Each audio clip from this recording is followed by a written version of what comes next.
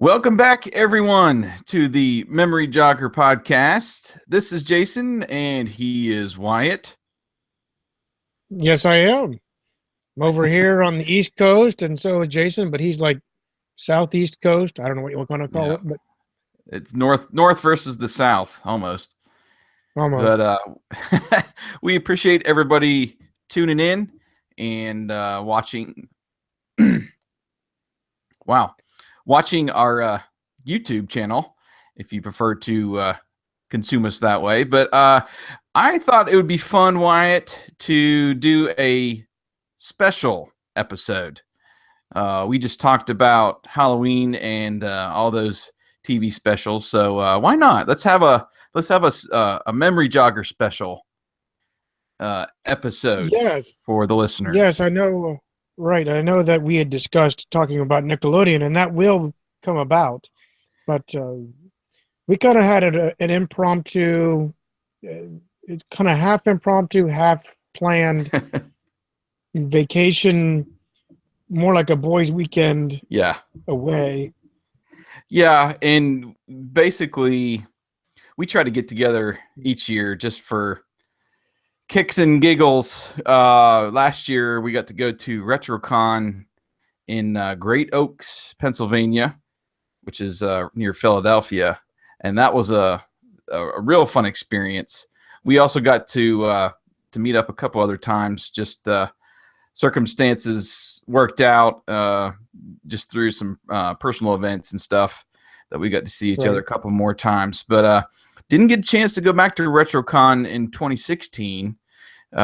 You actually had your family vacation planned during that weekend, and Yeah, I was sulking ever so loudly as you flew you did overhead to too. go to Florida. But I could hear him. I missed. But this seems to be a tradition. We didn't intend it to be. About 3 years ago, my wife um, gave me a birthday present. It was kind of a belated, but my birthday present was to fly down for a weekend, 3-day weekend to visit Jason and his family. Mhm. And because we flew into Atlanta 3 hours away from Jason, he's like, "Well, let's make the best of Atlanta. So let's go find something to do." And he had found AKA junk, so we went and really probably salivated over all the cars he had. Yeah, Um, and that was almost and impromptu as well because I saw a story on one of the Atlanta television stations, maybe WSB, about this guy, and it's basically a guy out of his own garage, and well, several garages, I'll say, at his residence that makes custom cars, mainly based on TV and movies, and he's actually got some other ones that are more like screen used stuff. I want to say he had the Eleanor car from Gone in 60 Seconds. We got to see Kit. We got to see Mater, a real life Mater. That was pretty cool. We got to see Herbie. yeah, We got to see the '89 Batmobile. We got to see a General just starting to come together. General Lee. right. We got to see Bumblebee from the first Transformers, the old '70s Camaro. We saw Luke's land speeder from Star Wars. That was Hmm. actually I think it was like a converted boat that he had. I think it was maybe in a parade float or something. He Right. had made that for. We got to see the Mystery Machine. So we got to see a lot of cars there, just out of a phone call and him gracious enough to open up his garage there. And then what was it? A year before that, during I think it was your trip to Montgomery when my in-laws were still living in Georgia. We went up for Thanksgiving and got to go see Covington, Georgia, where the Dukes of Hazzard was filmed. Well, the first So five all these, episodes, but well, yes, yeah. true.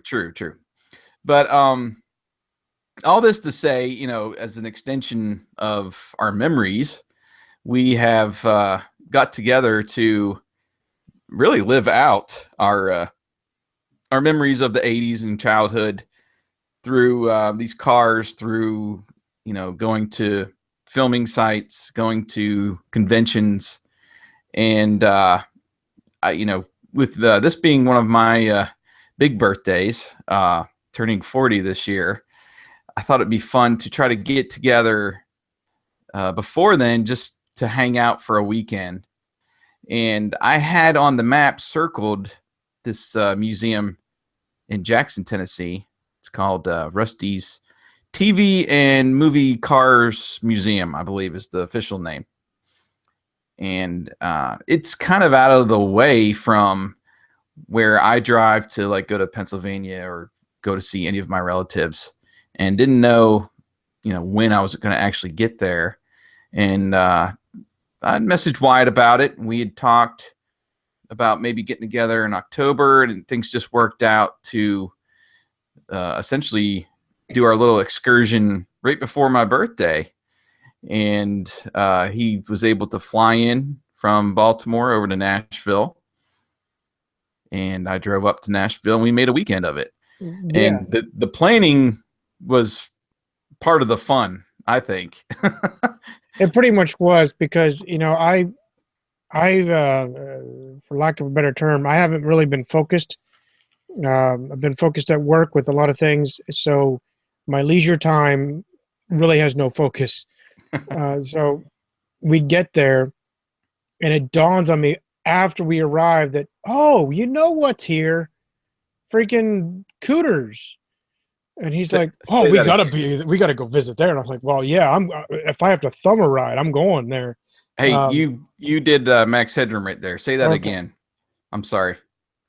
So we were talking about. I'm sorry. You headroomed at Cooters when you said Cooters. Okay. So we decided, or I came across the idea that, hey, Cooters is actually here in Nashville, and I'm like, I wish I would have planned this better, thought it through, because I had a baseball cap that was signed by Enos. I had a glossy photo that was had the entire cast, the original cast, with James Best before he passed away. I had him sign it. Unfortunately, through the mail. I was in Korea at the time, but nonetheless, I was like, should have been thinking maybe someone's there, I can have him sign it. But anyway, so it was really, we didn't plan this out like, okay, today and tonight we're going to do this and this. It kind of went like, you know what? Well, we just got in. It's noon. Yeah. You want to go grab lunch and then do something? And it was kind of like, yeah, let's go grab lunch. And then it turned into, well, the arcade doesn't open till noon. Yeah, let's go there first. Right, so right. That's exactly what kind of how our weekend was. What do you feel like doing? Well, this doesn't open till this or that. Let's just go here.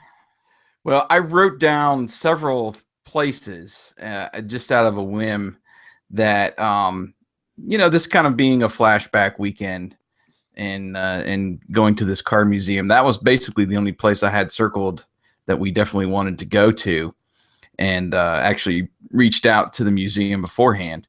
But I just wrote down a bunch of places.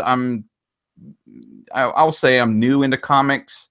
I've started collecting comic books probably 2 or 3 years ago, and I've been trying to push Wyatt into that realm more and more.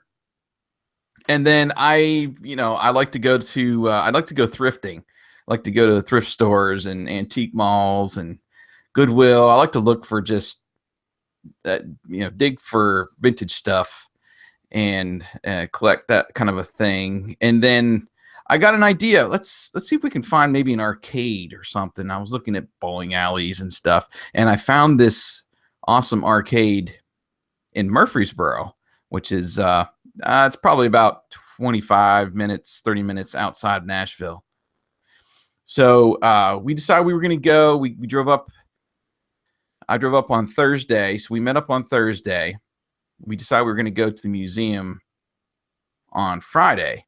So I looked at my little itinerary, well, pseudo itinerary here, Yeah. and we saw that the arcade didn't open till noon. So I picked him up early.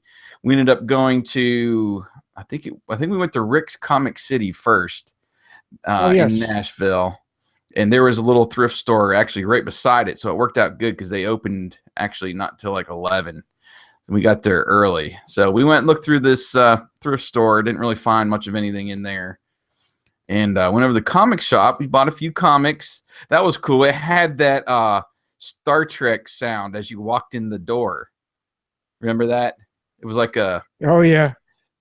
It came off the yeah, came off the one of those little communicator, faux wall communicators from communicator Star looking Trek. things. Yeah. So you had that weird sound as you came in. You're like, whoa, cool.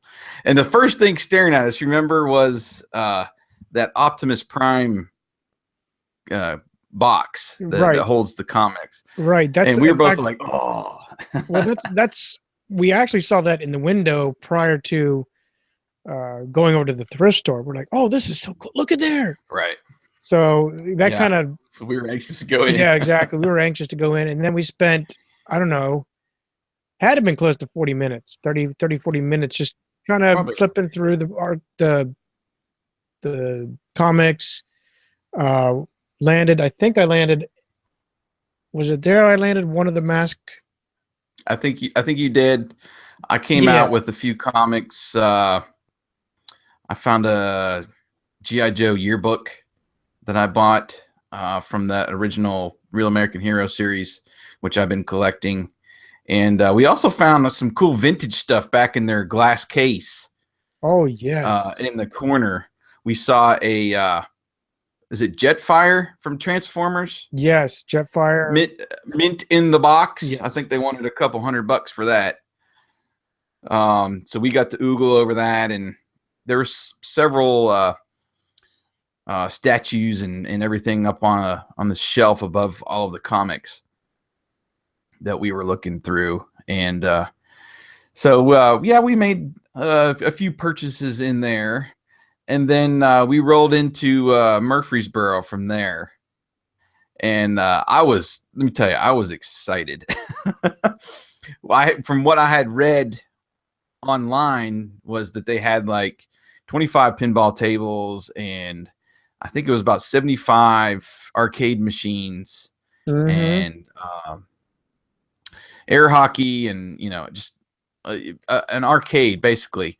And right, but what baited us really was that you paid a very, I'll call it a humble cover charge. Yeah, cover charge. Yeah, it's really what I was trying to say, just fee, but and it was $10, and you played however long, and they even gave you a band that you could walk out and come back in for that and come day. back. Yeah, yep. So it was phenomenal. And some of it was nostalgic. As we walked through, we saw a lot of classic games like Pac-Man and Donkey Kong and a few. But I guess initially, and I'll be honest, I was slightly disappointed only because my heart was set on Jason finding Heavy Barrel and me finding Capcom Bowling. Those were the two go-to games for us. If you've listened to our initial podcast, those were our two go-to games when we went to our Beefs hangout. And we only got essentially half of one of those games. Yeah. They had they had a newer kind of bowling game that we tried that just really wasn't into. It was kind of hard to play with the trackball and the curving and stuff. I don't know. I just wasn't into it. No. And they did not have Heavy Barrel. We did learn that they are working on getting one in there, but they did have, I believe it's called Guerrilla War, which had that same setup with the joystick that could rotate 360. Right. And that was something we learned from the gentleman there. We learned how many times people, the arcades would actually buy an actual cabinet, and the cabinet was interchangeable. So they would put different siding, different, the glass top where you'd see the name of your game, and it basically they just change out the ROM chip, and that was essentially all you did. There was a few exceptions, but Right. that's all you really did. So that was fascinating to learn. I guess I'm naive thinking, well, you have to buy a whole new cabinet for Pac-Man, a whole new cabinet for Miss Pac-Man, that kind of thing. And here it sounds so simple that, yeah, that makes a lot more sense than me thinking that Right. way. But it was fascinating nonetheless. In the whole episode that we were there, we didn't realize until we were like, you know what? Wow, it's been 7 hours that we've been here playing video games and pinball machines. Non-stop. That's about it, nonstop. We really didn't stop.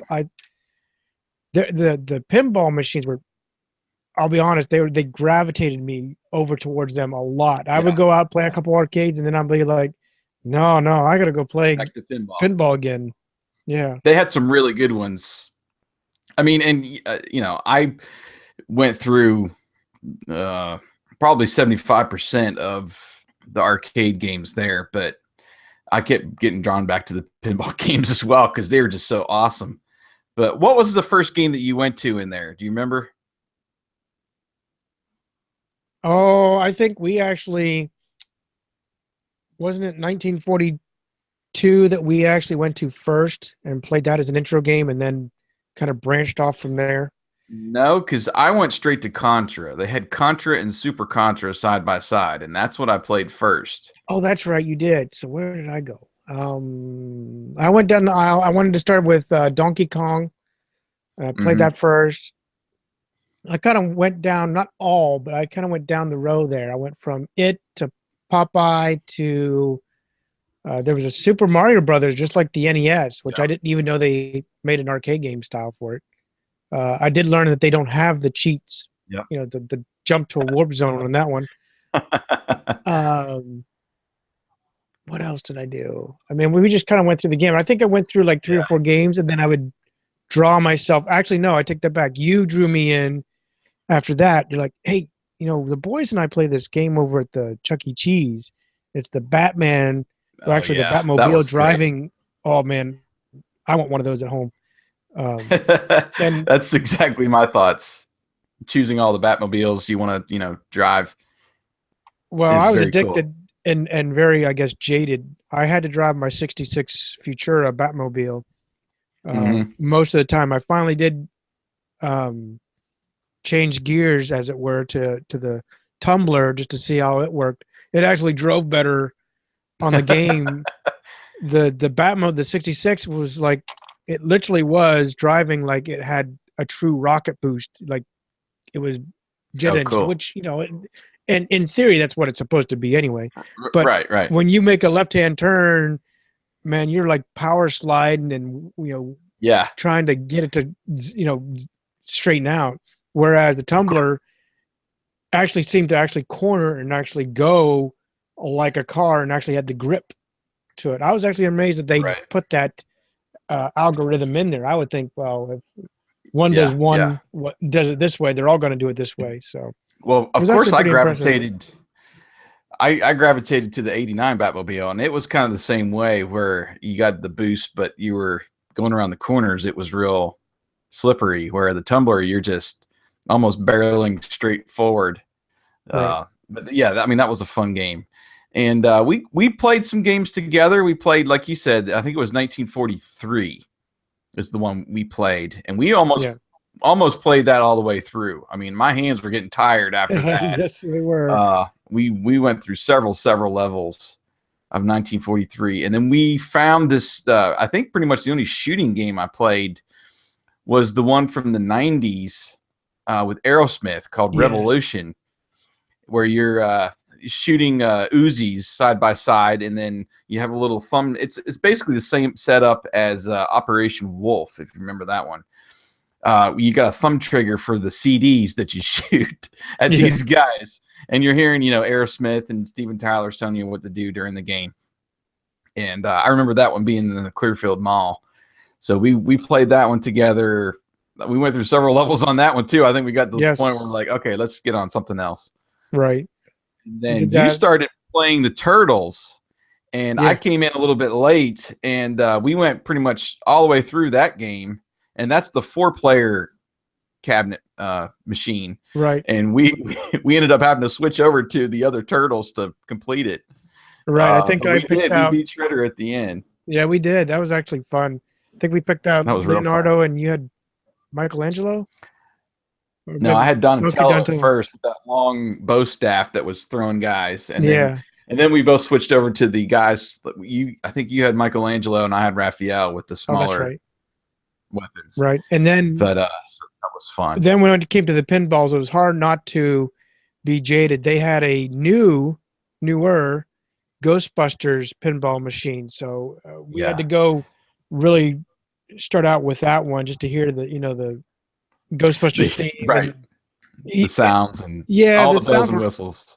It was great. The only minor complaint I had with it was they would start the Ecto One siren, but it was like not even a second, and that was come on, at least get the whole siren going. But They had otherwise, they had such a good variety though. oh yes, they had so Uh, many games. Old and new. I mean, they had some classics. Uh, One of the ones I remember was the Haunted House. Mm-hmm. That has a mini table kind of sunk down in the middle of the machine. And if anybody's ever played the Ghostbusters pinball app on your phone or tablet, it's basically set up that same style. The one that we played that was there was just newer. It wasn't the same setup, but they had the classics over there, and then they had a nice mix of newer ones with those kind of, I would call, 80s 90s tables, like the Addams Family. Right. They had an Elvira table, and then Indiana they Jones. had, well, Indiana Jones. Yeah, they had Terminator 2. They also had Dirty Harry, and those ones are the ones where you shoot the pinball to start. You have like a pistol grip, Right. which I thought was really cool. But yeah, I think we both agree that Indiana Jones might be the best one that was there. Yeah, we had And to. it was a newer one because it had the crystal skull Mm-hmm. in the machine as well. But you had elements of every movie. And of course, my favorite part was the multi-ball, Right. because the Ark of the Covenant would open and like 4 or 5 pinballs would just roll out. And you're like, oh my gosh, it's almost overwhelming. But had all the lines and the sounds and everything from the movie. That was a really fun table, and Oh yeah.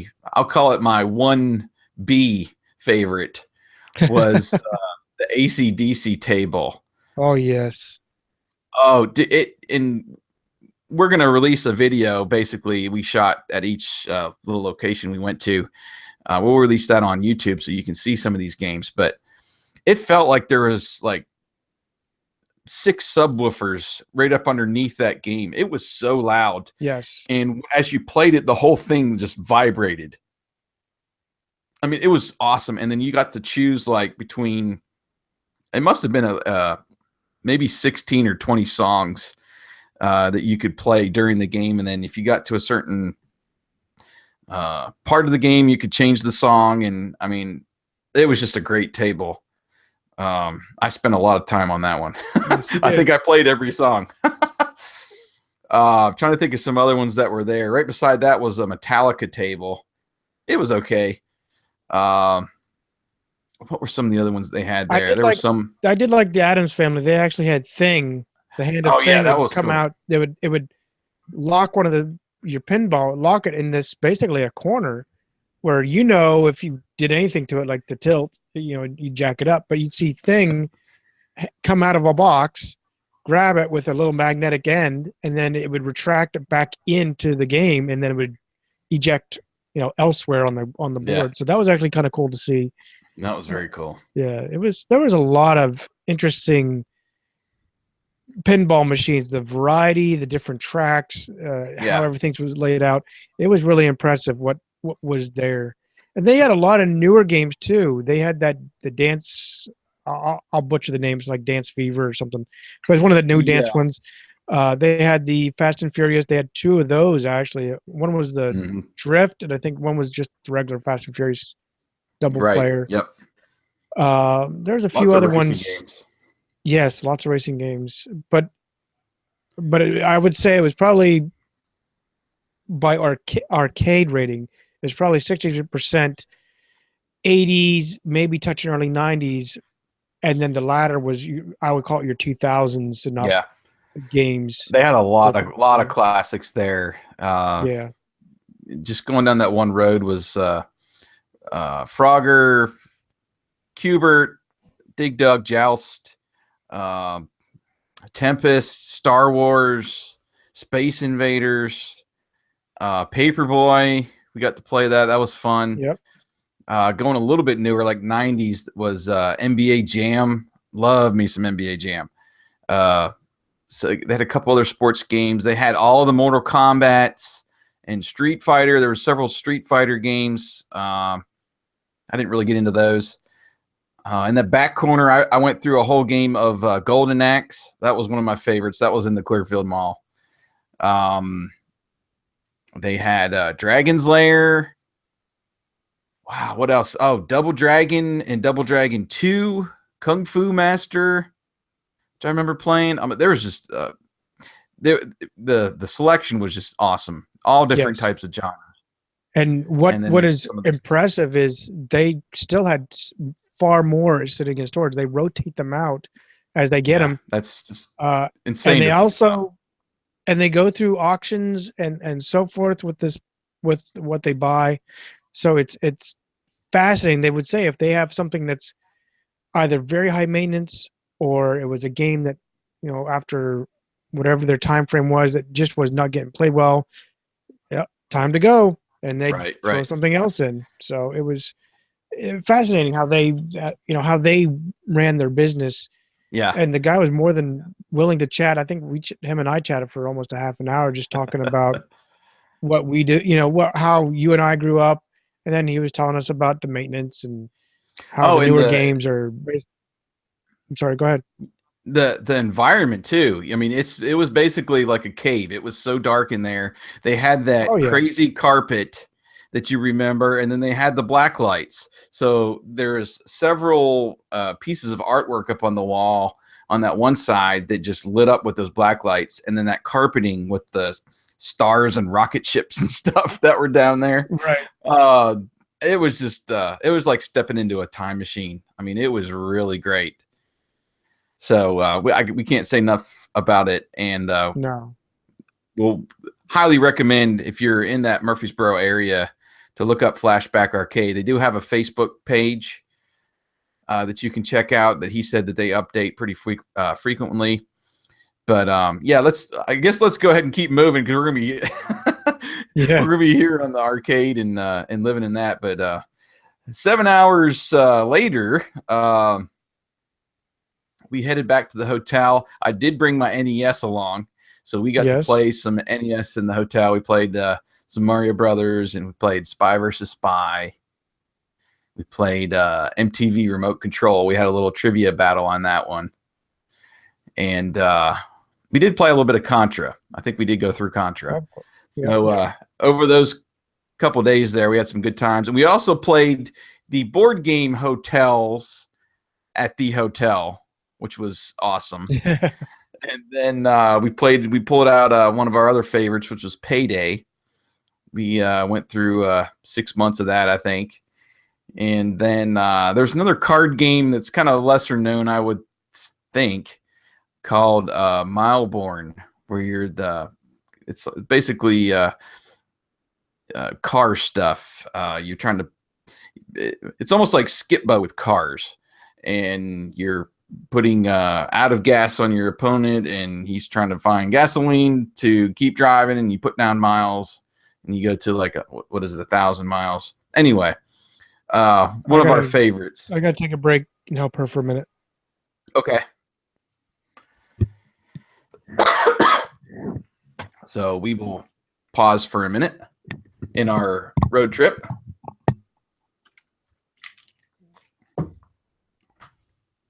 What a great time. Flashback Arcade in Murfreesboro, Tennessee.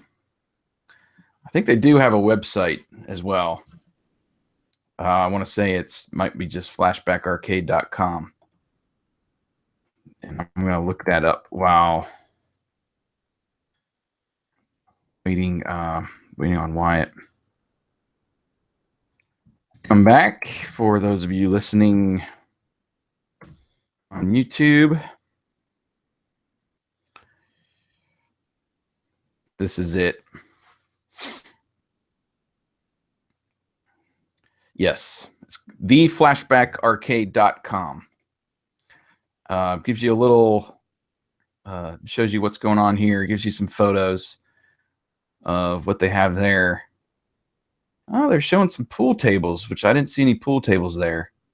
So they must have taken those out for some other games. But really great. Not far from the interstate. If you're coming north or south. Just a great time. Everybody to go check that out if you're within an hour or two driving distance. It's totally worth it. It's right off there, right off of I-24 on River Rock Boulevard. So go check that out, theflashbackarcade.com, or just search Flashback Arcade on Facebook. And like Wyatt was saying, 7 hours we were there. No eating, no drinking. I think I was chewing gum. That was about it through the whole time. And we walked out of there. Our legs were hurting, let me tell you. It was a good pain though. Walking out of there and just taking a deep breath, and man, it was like I was 12 or 13 again. Awesome time. But then we went back. The next morning was when we went to this car museum, Rusty's TV and movie car museum. That's in Jackson, Tennessee. He is very much the collector. He was telling us he had several cars that he rotates out, basically just like the arcade. He'll put some new ones in every once in a while into the museum. Ones that we didn't see, he said he had was the A-Team van. He has the Fall Guy 4x4. What else did he say he had? Oh, he has the Green Hornet. Several cars back at his garage or storage facility. But the museum, it's kind of in town there. You drive up. We drove up to the front, and pretty easy to find. It's like a white and red building. And from what I tell, he puts a car out front, so to greet you with as you pull up to the museum there. And we were really anxious to get there. It was about a hour, maybe an hour and a half, hour and 45-minute drive from where our hotel was below Nashville. And we had an awesome chat on the way over, and we're anxious to go inside the museum. And as you walk in the museum, it was really cool. They had excuse me. He has several little collectibles at the entrance to the museum of Wyatt and I collect those pop culture Hot Wheels cars. Basically all the ones that were in the museum, he had little collectibles of. And some were bigger, some were like the plastic models you put together, some were actually RC cars just hanging around the entrance there. So that was fun to just kind of look at all of those as well as you are walking in the door. But the fee to get in is $5. And let me tell you, that was I just couldn't believe it. $5 to walk around and see some of these iconic cars from TV and from movies. It's totally worth it. Totally worth it. And he's more than gracious. What will happen is you get up to the museum, and Rusty was there to greet us, and he gave us the dime tour or the $5 tour of told us a little bit about every car, in some instances how he acquired it. But he'll take you through and tour the whole museum, and then just let you snap pictures. And as long as you want to stay in there and drool over all of the cars that are in there, he'll let you stay. But awesome collection of old and new, going back to the 70s, and then all the way up until really within the last few years. He's got cars in there that he's acquired, and he still is, acquiring cars. Some, like I said, he purchases at auctions that are screen used cars from the actual films and TV series, and there's some that he will put money into build and to custom build in some cases.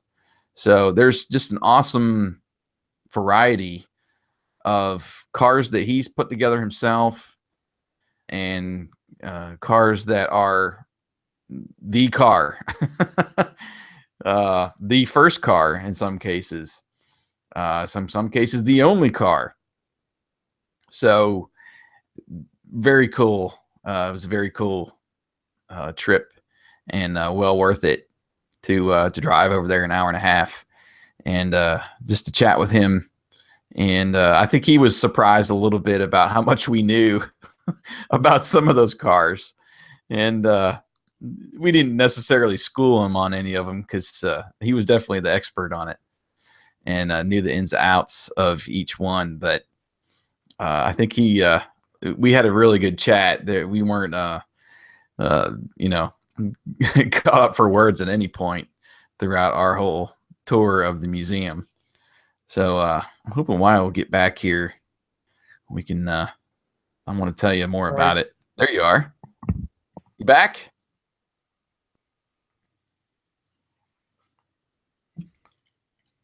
I kept rambling on about Rusty's. I didn't go into what cars were in there yet, but okay.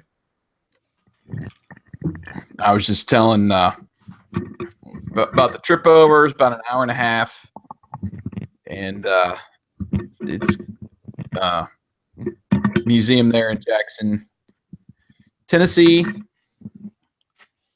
I want to say there was maybe about 20, 25 cars in there. Yeah, total? It's probably at least a good 24 cars that were there. Yeah. Did you go over the? No, I'm just going to start. We pulled up and we were greeted by Bumblebee from the first. Basically, that it was about the same one that we saw a couple years earlier. The old 70s Camaro at the beginning of the first Transformers movie. That was sitting out front, right? And I know he switches that out too. What is parked out front? Because I have seen the A-Team van, pictures of the A-Team van out front, and some other different cars there. So I know he switches that out. But I was talking about when you walk in, you get to see all these awesome little collectibles, from the Hot Wheels collectibles to models and the RC cars.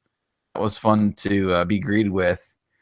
And then we walk in, and man, it's almost overwhelming for us who really appreciate the cars, and we kind of grew up on most of these, and we were in that era where the supercar was, you could just wrap a whole show around a super vehicle, right? Knight Rider, Airwolf, and even every show had their own a car that they drove around, the A-Team. You think of Simon and Simon, you know, each of them had their own little car that they drove around in, or truck, or Jeep. Was it Right. a Jeep? Anyway, Well, uh, one of them was a Ram Charger, but yeah, I'm not. Ram No, no, no, Charger. no. I'm That's what it sorry. was. Is that? No, I'm sorry. It's a 4x4, not the Ram Charger. Yeah. But anyway, go ahead. And then and then I think Rick's car was like a '57 Chevy or something. Anyway, Yeah. so we we grew up on these. We grew up in the era where the cars were as much of a star as the actors in some of these shows. So when Rusty was talking, I think he was kind of surprised at some of the stuff that we knew about those cars. Probably compared to the normal person, Right. That was the thing that was cool, because he actually toured us through every car and told us about it. So it was great to have that personal touch, is probably the best way to put it, of his appreciation of what he's acquired over the years. Right. And like I was saying before, there were several there that he purchased probably through an auction that were the original car, only one of it, one of a kind, that kind of a thing. Right. And then there's some other cars that were essentially custom built either by him or through somebody else, that he acquired the cars, and are basically just a showcase. Like right. for instance, then there was a few, right? And then there was a few that were actually used in the film, but they might be a screen car, so they might have been used for the cameras, or they might have been used as like the Batmobiles. We'll give that a perfect example. The Wayne's World car that he had, the Pacer. Oh yeah. They roll up in it. I think that's the one that they actually roll up to. Hey, do you smell bacon? That scene. Yeah. But it even told the tale that it sat out on the Universal lot for years, and people were picking it apart, basically to say, "Oh, I got a part of Garth's Pacer or whatever." The Mirthmobile. Yeah. So, I mean, it was the same story like the one of the original DeLoreans. Yeah. So it was really cool how he toured us and showed us about each car. Yeah.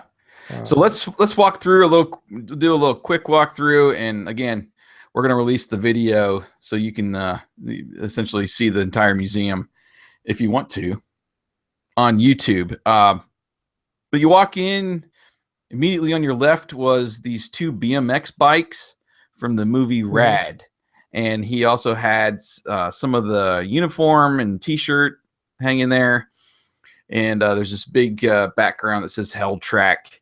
And up on the wall, he had a poster and even a VHS copy of the movie, which is pretty sought after. I enjoyed that movie a lot. I remember watching it as a kid, renting it, and that was fun to see those in there. Aside from essentially an automobile, having those bikes in there as well. And then right around to the right, there was a Fast and Furious car. I think it was one from like one of the number 7 or number 8, one of the more recent ones. Can't even remember what model it was. It was blue, I believe. Don't remember the make and model or whose car it was in the movie.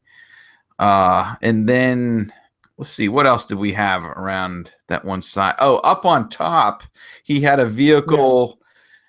It was like a futuristic vehicle from the movie The Island that starred Ewan McGregor and Scarlett Johansson. First time I had seen one of those. I had seen that movie. It's been quite a while. But it's almost like a futuristic like scooter that they ride on in the movie. And then let's see, what else did we have to the left there, Wyatt? There was Herbie. It was a reproduction, right. but it was along the lines of the Lindsay Lohan 90s one. Adaptation of Herbie, right? Actually, then I think it was more recent than that. It probably was. I know it's just a newer movie. Mm-hmm. Then we have, I will call it an unadulterated DeLorean. He had the flux capacitor and the Nike self-laced shoes, but he did not do anything to the car as far as making it look like the time machine. But he did have lights underneath the car to kind of give it that glow. Yeah. But he did. He honestly said, "I don't want to put holes in it. This is a fabulous car. I just don't really want Yeah. to be cutting it up to. It looks great as it is." And he's right. It does. Yeah, However, I think it was like low mileage too, and he just yeah, wanted to keep it original, which was great. It was still a great looking car, the DeLorean. right. However, he did have the actual car from Back to the Future hanging from the ceiling, and it's one of the futuristic cars. He described it as sitting outside the Texaco gas station. It Mhm. was a red, very narrow wheel-looking vehicle. There was no make or model like we would think of, Right. but if you see it, especially if you look at our video, you quite easily you'll recognize the car from I think it's the second movie where they're actually in the future. Yeah. Yeah.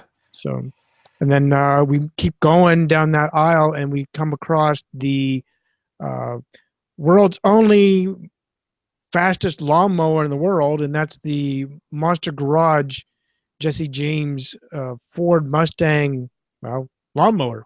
Yeah. That's what it is. I'd never even heard of that car. I've never watched that show. So I that was an interesting with those little lawnmower the blades hanging right, from the side of the doors. right. I had heard of it, but I never got a chance to watch the show, so I didn't know much more Yeah. than I knew it existed, and that's about it. But then we Well, turn to the right and kind of go up right. that aisle. Yeah, there was an Ecto one, and he even admitted it wasn't the correct car or correct year, and you pointed that out pretty quickly with those the taillights not being on those back fins, but it was still a great Oh replica yeah, yeah, of the Ecto, the first Ecto one, and he even had a mannequin there within the jumpsuit and proton pack. Very cool. Up next was the the green. Fast and Yeah. Furious. Yeah, from the original Fast and Furious, Paul Walker's Nissan. I believe it's a Nissan. That green and kind of bluish detailed car, the one he actually used in the movie, and pretty much throughout the entire first movie. That was that original car that was sitting there, which was pretty cool. And then back in that corner was the Starsky and Hutch Torino, and Right. had the light on top. That was pretty cool. And then we had a few cars back in this room. The first one was the one that I actually was taken back because I had not seen it up close before. And not too many people remember the show either from Hardcastle and McCormick. And that's the Coyote X is what they called it. Hmm. And it's just one of those cars that's almost unmistakable. It looks like a life-size Hot Wheels car.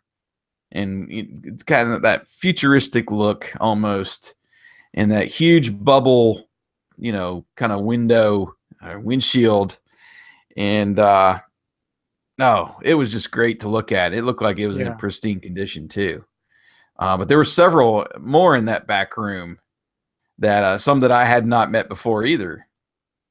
Right. There was he had a replica kit. It had the sensor light out in front Hmm. with a artist rendition of Michael Knight standing over his buddy.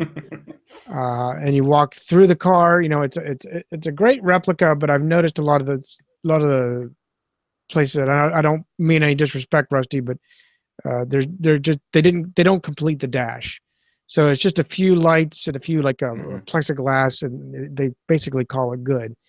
Um, but I know it's an expensive endeavor too to put the electronics Yeah, in. yeah, So very. It all of those lights and on the roof as well. A lot to put in right. there, and a lot of people like me just appreciate seeing the outside of it, seeing that Oh yeah. light go back and forth, seeing the blue Knight license plate in the back. It looked fabulous. on the Right. It outside. was a great car. Yeah, Right. And then we come up across Blank Man's motorcycle slash railroad car.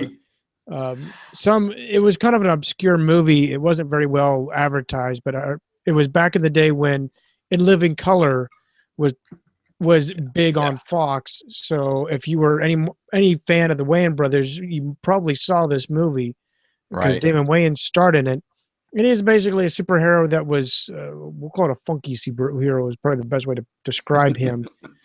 And he turns his motorbike with basically a sidecar. And there's actually it is the actual screen used. Damon rode this.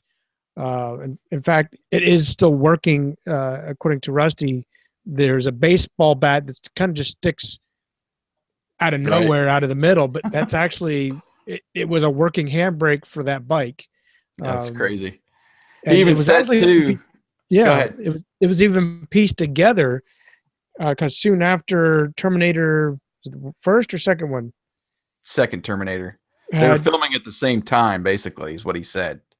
right, and so they basically were just finishing up with that scene, and they took that Harley that Terminator 2 was using and adapted it to this almost a junkyard style bike slash railroad car for his scene. And you see like looks like a Volkswagen Beetle bumper kind of thing. You see this crate box, which actually is what's Yeah. covering the battery system. I think for the car itself, the railroad car of it. Hmm. But it was awesome to see that. I recognized it real quick because I had actually seen the movie. Yeah. Um, I've seen it. It's just been, I've probably seen it once soon after, it came out on video. right. Was the last time I've seen that movie.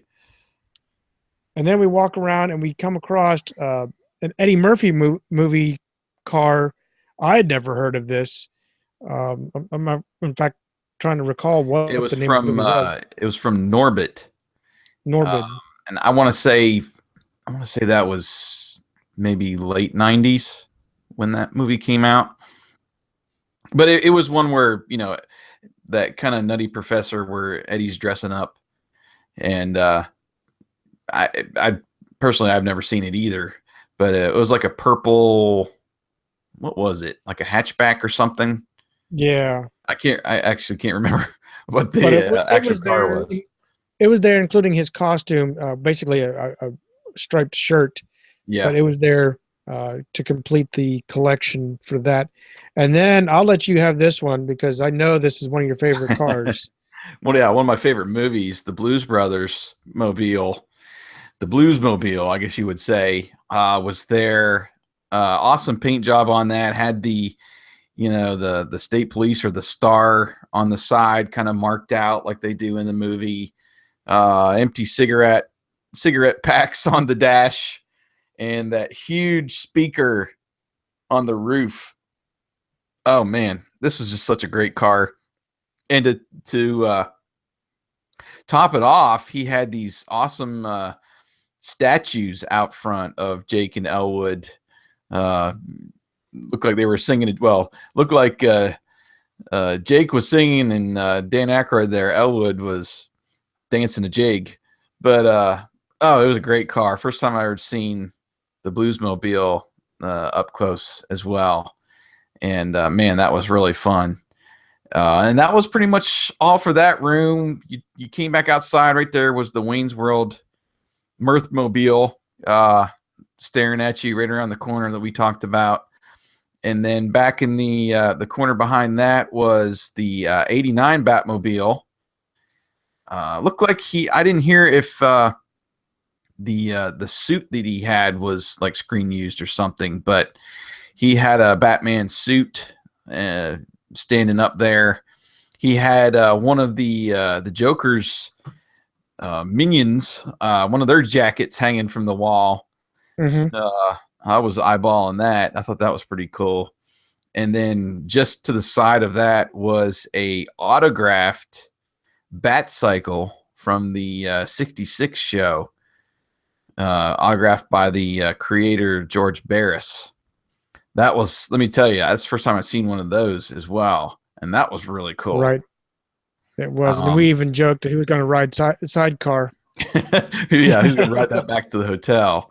Then I'll let you take it across the way there to your baby that was staring at Yeah, us. we can't. Yeah, this was my baby. It's my dream car. Or if you're any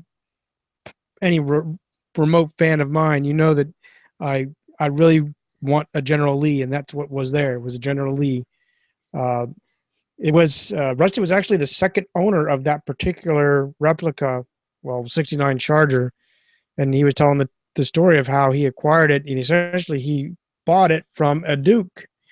Uh, that was the guy's last name. It was, obviously 10 years before the Dukes of Hazzard had entered the realm, but he thought it was very neat. And Tennessee law for motor vehicles says that it's yours as long as you sign the back of the title.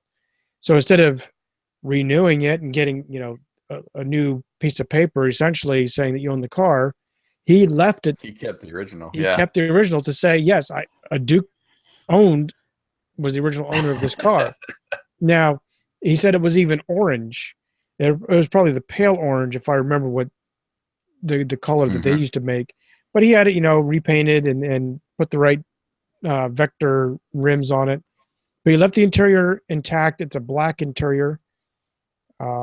He even said that I kind of was probably being a little critical, but I started to say how I noticed a lot of replicas do not include the roll bar anymore. Uh, that they generally used to have. And Hmm. for him, it was because he used to take his kids in it. So it was kind of difficult to move that seat when you have that bar in the way. Yeah. Uh, but he was actually said something about doing a PVC detachable roll bar where it's just exactly that. It's a piece of plastic to Oh, that'd be cool. do it. But then we move on down from the General Lee to the Mystery Machine that Hmm. is of Scooby Doo with he had a big stuffed Scooby Doo toy out front. That was a That was, yeah, great great paint van. job on that. And then Awesome. to finish up, well, I guess we didn't finish up that side. We have for my son, and any Cars fan, he had a replica Lightning McQueen out there smiling at us. Yeah. It was actually very, very well detailed. They had the stickers correct, Yeah. put on. It was just, it looked like it was straight out of the movie. It was Right. very cool. And then back over to the other side, we had a couple other cars. There was a car from the movie Death Race. It was a Mustang GT 500, I believe. And it had all of these crazy panels on the outside. It just looked like the thing was shot up. And I guess he said they were all removable as they, progressed through the movie or whatever. Right. And this But was actually a screen used yeah, car. this was the one that they used in the movie. So that was really cool. Machine gun sticking out the front and everything. And then down from that, we had the car from the movie Death Proof, Quentin Tarantino. It was Kurt Russell's car in the movie, that really flat black paint job. And I believe there's like a skull on the front hood. And that was looking sharp, very sharp. Yeah. And then down from that, we had the Dragula, Grandpa Munster's car down in the corner, and they had a little mannequin of him sitting up in there. That was really neat to see. And then walking out the door, we had the Beverly Hillbillies Buick, and then right around the corner from that was one of the motorcycles from Ghost Rider. I guess it was actually the second Ghost Rider film. Right. Standing right there, and he had some red lights kind of behind that to give it the little effect, from being on fire. That was really cool. But that's pretty much Rusty's museum as we saw it. Like I was saying a little bit earlier, he swapped some out. He had some other cars that we just did not see. We wanted to see, but he just doesn't have the space for it. And I think they even said at one point They rotate them out. They're looking maybe for another place eventually down the road to display those. And then we did get handed a little card that they're going to do a Comic Con there, I think in Jackson, and he was going to take several of those cars to this. I can't remember what the exact name of it. It was like the Southern Fried Comic Con or something like that. Kind of hinting at the Southern heritage there in the near future. But we would highly recommend checking that out if you're close to Jackson, close to the Memphis area, or even Nashville. Like I said, it was about an hour and a half or so drive for $5 to get in. Definitely worth it. Definitely worth it. So after that, we what did we do? We got a bite to eat. We hit another comic shop that wasn't that great. No. I don't think we actually even bought anything there. No, because they actually marked it up. Right. I think we went back. We did hit another comic shop that night that actually had some mask items. They had, of course, we're big into the Mobile Armor Strike Command, but I found a few comics. But he had just got in a haul of toys, including some figures still on the card, which was really cool. And I was considering blowing my budget on the Matt Tracker and Miles Mayhem carded figures, and decided to pass on that. But that was a pretty cool place. They had their whole Magic the Gathering set up there in the back that they were playing when we were there. But a very well organized store that was right there in Franklin near our hotel. But we got up the next day. Before we went to Cooter's, we hit this awesome store in Nashville called The Great Escape. Would highly recommend this store. They had everything, dude. They had records, they had tapes, they had vintage toys, they had just tons of comic books. They had video games and video game cartridges, everything from Atari to Xbox One. I mean, you just didn't know where to look in the store. At least I didn't. That's the best way to, we kind of, Jason was more methodical than I. I kind of did the zigzag going from thing to thing because it was just so overwhelming is probably the right way to put it, because you come in and on your right is pretty much the cashier. I'll call it platform because it's actually kind of extended, but they had stuff on the hanging on the walls. On your left was all it was very organized, but there's kind of like their music on display. So you had your CDs and a few of your single 45s in that area, and then as you moved back, it really opened up into this pretty much shoot the dart and hope you hit something, because you got tons and tons of records galore. On the left hand side there was bookshelves of some old newspaper, old tall magazines. If you remember the tall ones, I'm talking like newspaper tall that were actually magazines. Life magazine, that kind of thing.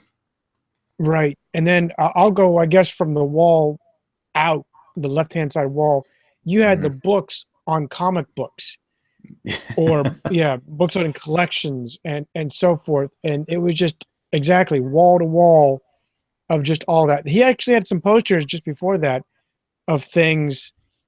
I missed that. Yeah, there was all types of posters. Some were a little pricey, but they were all like various there was a newspaper, older newspapers like that were world events, like when the Japanese attacked Pearl Harbor. They actually had a photo or a paper of that, and they had the price. I can't remember what it was. Wow. And so forth. But they had just books and books of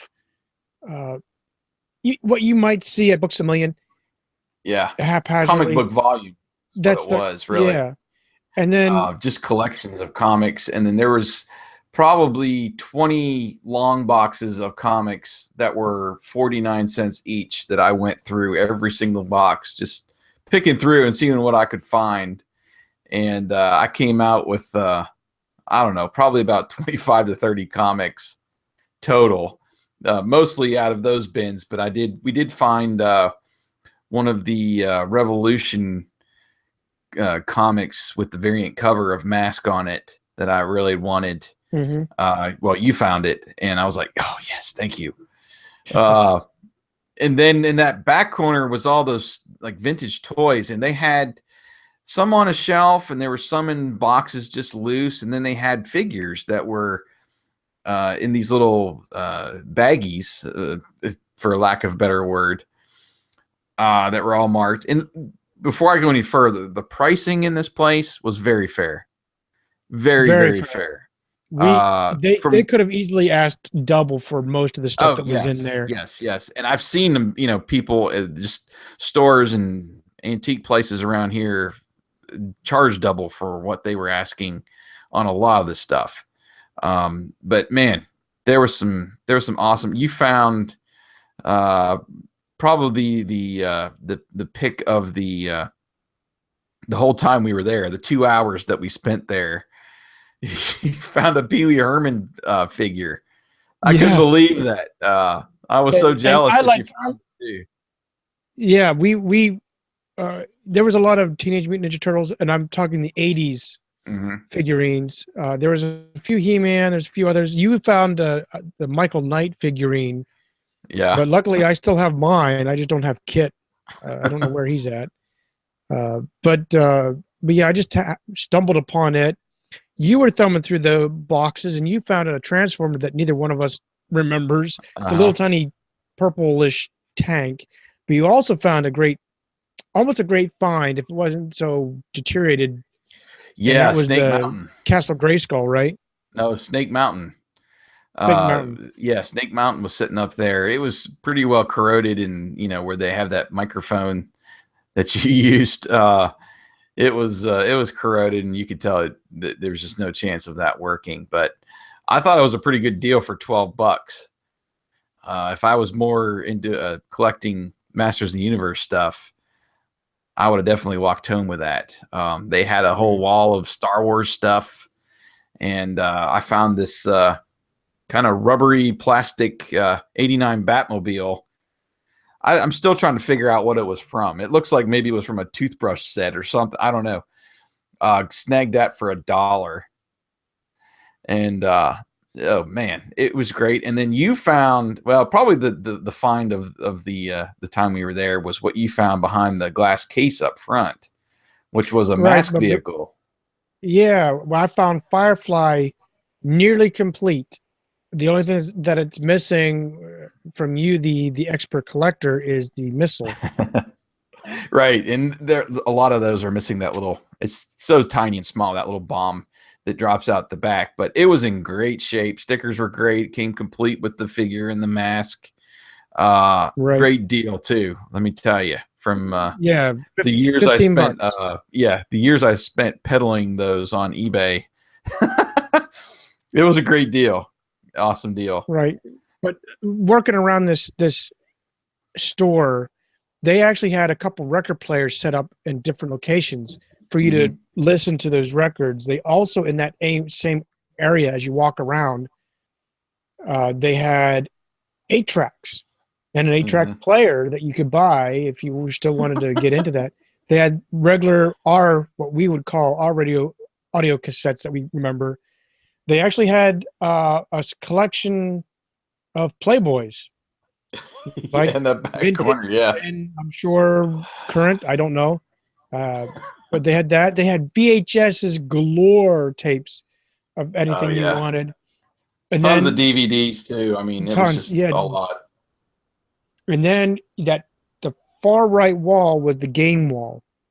So you had the Atari, the NES, the Super NES, 64, and like Jason said, it goes up to the newer era We had the game, the PlayStation and X, Xbox. Yeah. yeah, those ones. And then at the very bottom of those shelves, they actually had pieces of stuff where you found a NES controller. There were two Hmm. NES guns. There was so much Oh in yeah. that store. And we could have easily spent another 2 hours in there. At least I could have. Yeah, we could have. It was in. And like I said, most of it was still reasonable. Like the NES games, we were looking at them all, and they were 3, 6, maybe 9. The only one that was expensive, except for the ones that were in the glass case, Right. was that Heavy Barrel. It was 18.99, I think. Yeah. And Luckily, I already own a copy, so I was good to go yeah, there. but even in the glass case, the only reason they were there is because they were complete. They actually Right. had the Well, box, the sleeve, and the actual game itself. yes. Yeah. True. They had some complete ones there. They also had some that are just uh, Rare. the going rate for like Contra, Super Mario Brothers, and Legend of Zelda. I mean, they're $30 to $40 range anywhere. So of course those were behind Right. the glass, but great place called the Great Escape. Highly recommend checking that out if you're in the Nashville area and you want some vintage stuff, whether you're a music fan or toy collector, comic books, video games. I mean, they just have it all. And we actually filmed a little bit of our haul in that video, so get a Yeah. chance to see that. And then before we called it a weekend, we headed over to Cooter's, which is right over, pretty close to the airport there, and the Grand Ole Opry. Awesome little section of town right there, or the city, I should say. You got Cooter's Place. Right next to that is Willie Nelson's General Store. We looked in there for a minute, and that was interesting. You're greeted by a fortune teller. That's Willie, and he'll tell you, the secret to life, just for some American currency there, I believe is what he said. It was funny. He says, just give me some money and I'll tell you Yeah. my fortune or something like that. And then there was But, like a live country bar next to that, and there's several eateries nearby. We ate at one. Oh man, that was a great place. It was like being at a hunting camp, and they had like a live catfish pond inside as we ate our lunch. That was really fun, really great experience. But of course, being in the actual museum was pretty great. And of course, like all museums, you pretty much step right into the gift shop and you get to peruse, all of the collectibles and stuff there. But right off to the side of the gift shop, well, actually, before we go through the museum, sitting out front is a General Lee, and right in front is Cooter's tow truck. It was just, you walk in, you see that, or you walk up and see that, you're immediately taken into Hazard County. yes. Just sets the atmosphere for the museum. But anyway, so you walk in, you get through the gift shop. Right off to the left is this awesome setup of a kid's bedroom, and just everything you can think of that's Dukes of Hazzard, or you could put it Dukes of Hazzard on, is in that kid's bedroom. The bed sheets, the curtains, the several toys on the floor. They were playing the Dukes of Hazzard cartoon on the TV. Right. You just kind of, I don't know. I took about 3 pictures of that room. I might try to do like a panorama of the whole thing, because it was just awesome. It was. But the museum itself was just, it was mind blowing to me. And you're the fan. You're the fan. I'm the fan. You have been. I've accused him of having a Dukes of Hazzard shrine in his house because, like he said, he's got autographed memorabilia and several cars and the whole nine. He even has his Dukes of Hazzard napkins from one of his birthday parties back in the day. So he is like a Dukes fan through and through, and you were blown away. I'm blown away as not even as like pale in comparison. First off, let me clear the air. The napkins I haphazardly found. I don't know how I've had them over all these Oh, years. okay. Okay. So I haphazardly found them eons ago, and I've toted them ever since. Yes, but it was a haphazard coming across them. So, but anyway, the museum. When you enter the museum room, right on the right hand side, there's a few seats there, and you can literally sit there and just watch an episode of the Dukes of Hazzard because they have it playing right there, which was just. Hmm. I mean, I figured they'd have it since they have the Dukes cartoon, but it's Right. just the funny. To me, it was comical to see that. Like, hey, pull up a chair and watch some Dukes. Yeah, you got to jog your memory before you try to go through this museum. But you walk right into just glass enclosure displays of when you think you've seen everything Dukes, you haven't even seen everything that's Dukes. And I'm You the haven't guy that scratched the no, surface and if you have not been to this museum. I thought I knew a fair amount, and I know like 2%. Um, it's just I didn't know that they had a Dukes of Hazzard guitars. I did not know that they had the Dukes of Hazzard little driving thing. Pedal Uh, cart. no, well, the pedal car I knew about, but what I'm talking about is that little. How do you even describe it? It's a little battery. You remember the back in the day when you drove your little car with the lights? It just sat on your tabletop. Oh yeah, yeah. The little like a Yeah, simulator. Yeah. basically, yeah, if you call it a simulator. But but they had a General Lee simulator, I guess, driving Yeah. simulator, complete with a CB radio sitting on top. So you know, calling calling the sheep, calling the shepherd, and so forth. And just the amount of cars, which I love the General Lee. This is like in excess. Yeah. But It was a lot, man. there was a lot that was there, and it was awesome to see it. What they had, and then if you go in their back room, I'll call it, you you still see more Dukes of Hazzard stuff, obviously in their cabinets. But what you see initially is a replica set of Cooter's place, the Cooter's garage, rather. And then and that was one I think was donated by someone that built Hmm. it. I follow Yeah, it I was. follow a General Lee or a Dukes of Hazzard fan club, and I remember seeing pictures of him putting it together piece by piece. And I think he Mhm. donated it there. Then there's another town set in addition that someone else has donated. There's a mural in the back wall where you see Sorrel Book, Boss Hogg, and then you have at the other end of that wall you have Denver Pyle, Uncle Jesse, and those were the actual same images that they. I don't know if they did the same images for Sorrel. But one Mhm. of the movies they actually had Denver Pyle as his parting memorial because he had passed away when Yeah. just before the second movie, just before the first movie ended. Um, or just after it. I'm sorry, the 1997 reunion movie. Hmm. But anyway, so you have after that, you have Daisy's Jeep sitting there, the life Autographed. size, yeah, autographed by her. She says, "I think this is her favorite Jeep."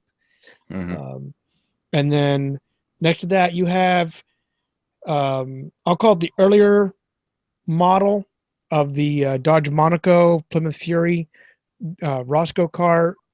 Most people, if you're the Duke fanatic that I am, the headlights are the round headlights. So people would assimilate this as being probably painted up the green and white, which would be Sheriff Little's car. But I know how rare those cars are since Hollywood love to blow those things up all the time. So I understand how rare they are. Except I found one on Craigslist I want. Uh, hint, hint. This is my Christmas wish, fans. I'm kidding. Um, then you have Boss Hogg's Caddy, Oh man, that was complete with the awesome. horns. It was fabulous to That see was the that. first time I had seen that car. Actually, pretty much the first time I've seen all of those cars except for the General. Mm-hmm. Uh, Yeah. up close like that. And if you want to pay a little bit extra, you can get your picture made with the cars sitting, behind the driving wheel. while you were Yeah, there. you know, now I kick myself because I should have paid. It was only $10, and you can take your picture inside the general. I don't think they allow you in Cooters because his seats look pretty Yeah, rowdy. looking pretty bad. He's been sitting there a while. Yeah, but then you basically get to sit in 4 cars, get your picture taken. I paid $10 to get my picture taken at a General Lee replica back in 97, 98 in St. Louis, Hmm. and that was 1 car. Of course, the caveat was Yeah. I could climb through the window on that one. Um, Slide across the hood. I don't think Kudo would like that very often. Very well.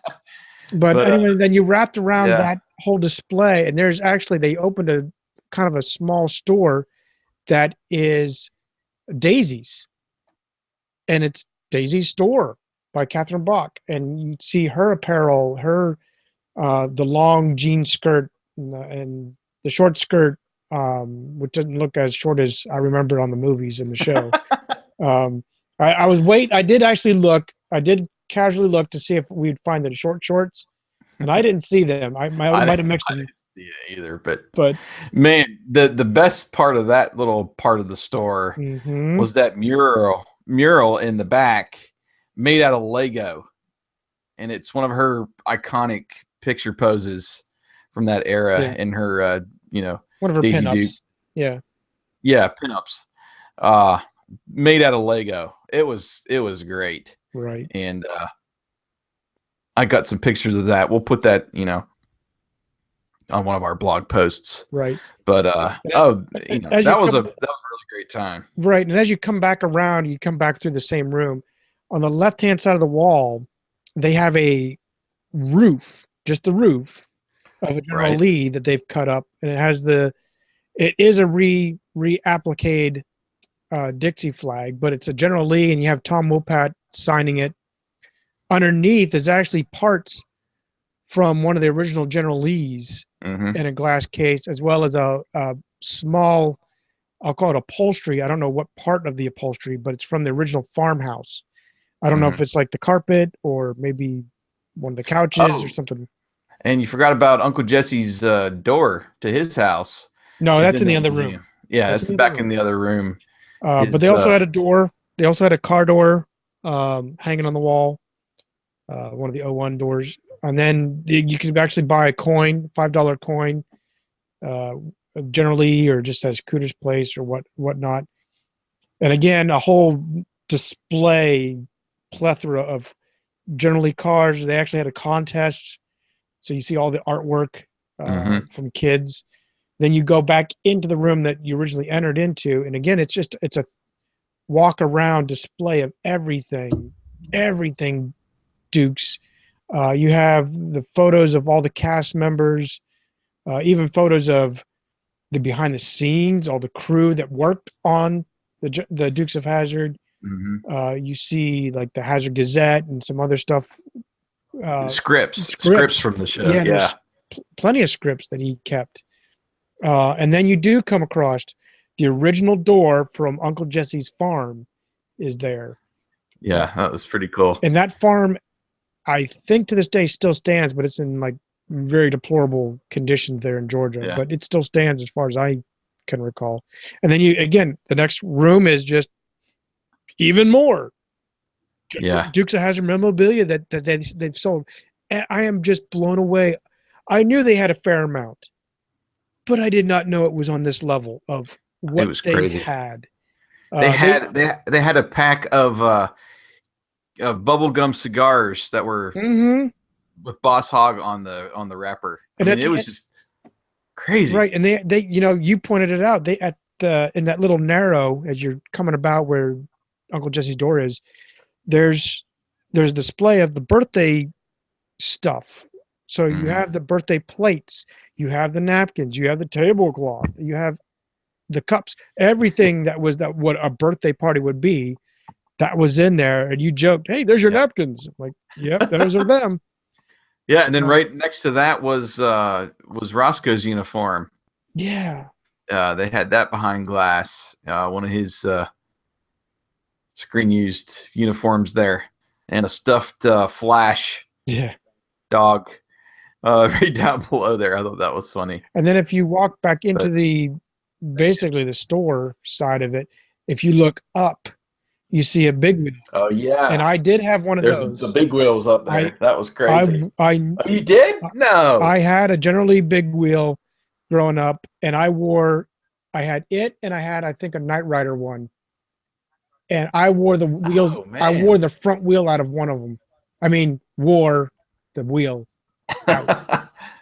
I don't remember that at all. That was probably before we had met that you had Probably, those. but they That's had that. They had a crazy. bicycle that looked more like a motorbike Hmm. look. There was something else hanging up from the wall or on the ceiling.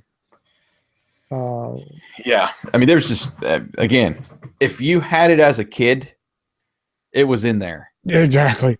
And you could, it take you might take you a while to find it, but it was in there. Right. It was just crazy. And Cooter, Ben Jones, bless him, he has gone out of his way to make sure that that store stands. And in fact, he's gone over and above. He has another store in Gatlinburg, uh, and there's a third one in I think it's called Sperryville. I'd actually have to Google it just to make sure I'm saying it right. Hmm. It's in the Virginia side Okay. of it. Um, he, But man, that was a great way to end the trip. Um, it was a perfect way to end the trip, and I wish I would have thought about it. Of course, luckily, none of the cast members were there to miss the opportunity. But I would have liked to, brought my stuff and have, just stumble upon, yeah. hey, Catherine, you mind signing my paper, my autograph photo? Um, Yeah, that would have so been it that was would it have been was a icing on the cake, but we had a great time. Right after we were done with that, we kind of sat down and just shot a video of our experience there and kind of the whole trip and everything. And right. that was it, man. Right after we visited Cooter's place, it was off to the airport and off to the highway to drive back. But man, what a weekend! What a if there ever was a weekend to jog your memories, this was it, man. Yeah, and This is it. just so I can correct and clear the air, it's called Luray, Luray, Okay. Virginia is where the third store is. But There's a yeah, caverns there. I've drove past it. this is a fabulous trip. Um, we don't get to see each other. Actually, we get to see each other more often, it seems, lately. And Right. but this has been, I was looking forward to something to do, a break from reality. And this was a great Yeah. weekend. And I don't know what our fans like to do to get away. Sometimes you have to think back of what did you do? What did your I'll Right. call it your teenage years entail? Sometimes you just have to reach back to get yourself recentered, and that's kind of what Jason and I have been doing is recentering ourselves in a way that we are in the future. It's not like we just stay in our past and just live in the past, so to speak. Sure. But we can find happy times, or we can just find ourselves actually doing some fun stuff by like posting blogs and now podcasts, just Right. telling our side of what we used to do as kids. And we know a few of you out there have done similar things. It might be the arcade and then cruising downtown, or it could be Duke's Hazard may not be your thing. It might be, who knows, Simon and Simon, something like that. You guys have that connection, and that's what Yeah. we're just trying to do. There's a connection out there, a way to, this Yeah. is, we don't have man caves. We have guys weekends, and we just go and have a blast for a day or two. And Yeah. uh, Yeah. It's good to travel. It's good to kind of get out of the house. yeah, Obviously I would love a man cave to display and to just stick an arcade game in there and be able to do that at home. But if you're looking to play some games like that, or or just find some locations where some of your favorite movies were shot. See some cars or memorabilia, something like that. Those types of places are out there, museums and like this arcade. I mean, more of that stuff is coming back as we are getting older, as the 80s continues to rise, again in popularity, and all these reboots, remakes are happening in Hollywood. People really rediscovering their childhoods. A lot of these places are popping up, more and more, thrift shops and, collectible type stores, that kind of thing. There's several just vintage collectible toy stores that I follow on like Instagram and on Twitter. I know they're out there. I've got a couple circled on the map too, Wyatt, that that we might need to visit in another trip. But that those kinds of places are out there, and we encourage you. If you have been to some of these places, maybe what we can do for this time is just write us a little note to the show notes of this podcast, either on Rediscover the 80s or on YouTube. Some places that you visited and just kind of stepped into the past like we did this past weekend. Just tell us a little bit about that, and we'll read them back on the air. But that's what we're all about. We don't just talk about it, we live it out, man. That's it. We had a great time. It was a great weekend. So thankful to our wives and kids for letting us get away for a few days and just be us again, basically. Right. But anyway, I think that's let's go ahead and wrap this up. And we appreciate everybody listening to our little road trip to 40 journey in this special Memory Jogger podcast. We will be on to Nickelodeon next, we promise. But we wanted to let you know about this, and go check out the video. Go check out the pictures. That'll be up on Rediscover the 80s.